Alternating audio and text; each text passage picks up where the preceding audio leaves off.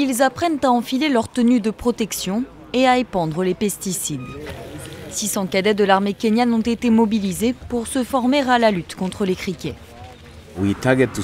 Notre cible, ce sont surtout les jeunes criquets qui ont éclos il y a 2 à 3 semaines.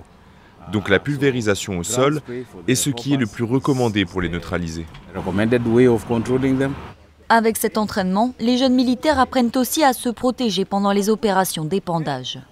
La mobilisation de ces cadets a été nécessaire pour tenter de contenir au maximum cette invasion qui menace la sécurité alimentaire de toute une région. Les essaims qui dévastent les cultures ont déjà atteint au moins 8 pays, dont le Kenya ou encore la Tanzanie, et viennent d'arriver au Soudan du Sud par la frontière ougandaise. Environ 2000 criquets ont déjà été repérés dans le pays. D'une couleur jaune foncé, ils sont à la recherche d'une zone de ponte.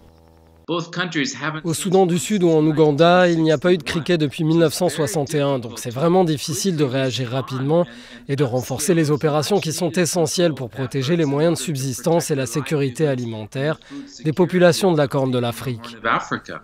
60% de la population sud-soudanaise est déjà menacée par la faim, effet combiné de la guerre, de la sécheresse et des inondations.